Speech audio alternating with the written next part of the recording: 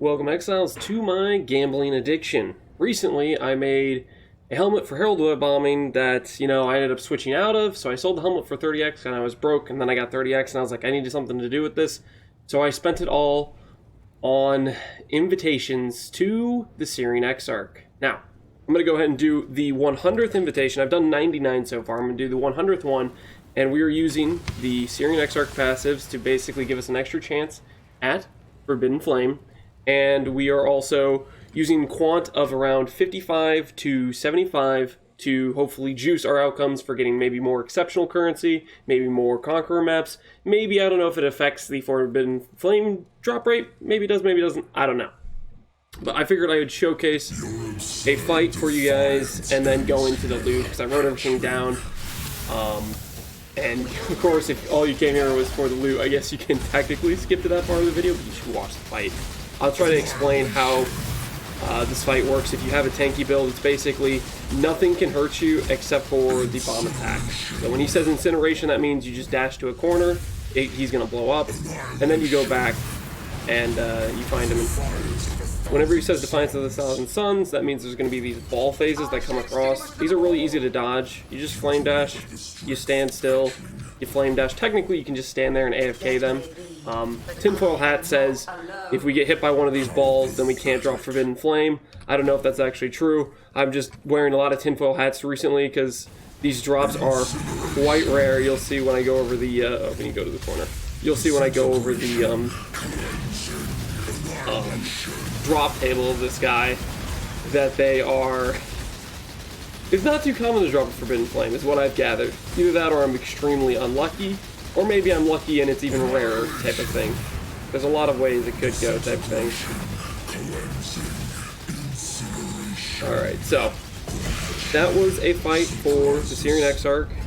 Not too complicated. It's basically just if you have a tanky build, whenever he says incineration, you can go to the corner. Frankly, we could basically tank that if I timed my Molten Shell, but I kind of forgot I just put in Molten Shell so I could showcase that, so well, it's whatever. Basically, you just run to the corner if he says incineration. Everything else you can tank if you're a tanky build. If you're a squishy build, I don't know how to help you. I haven't learned to play this fight with a squishy build. So, this concludes our exceptional currency. We hit 40 out of 100 for exceptional currencies. And I'll go ahead and flashbang warning here. What I'm about to show you is a text document where I wrote everything down. So, prepare yourself. I'm gonna inch it onto the screen slowly but surely here. And so this is my drop loot. I should probably change this to 40 exceptional currency. From the whole fight, we got 6 joules total, and that's with the 25% increase. This makes me believe, I don't know, of course, 100 fights isn't like a huge data set. We can't really determine accurately what the drop rate is for the Forbidden Jewel, but if I was like a betting man, I would put it in the range of 1 out of 10 to 1 out of 30, Maybe I got extremely unlucky and it's really a 1 out of 10. Maybe I got really lucky and it's more like a 1 out of 30 type of situation.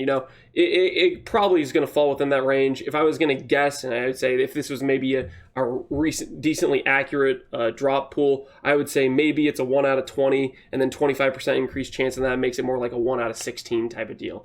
So that's the drop rate for the jewels. We got Brutal Restraint, which didn't really seem like it was worth much. Maybe it's worth an X or 2. We got Mistress of Sacrifice, which is the offering node on Necromancer, which was worth 25x, which we sold today, which was pretty cool. Bastion of Elements, I think, is about 10x when I was price checking it.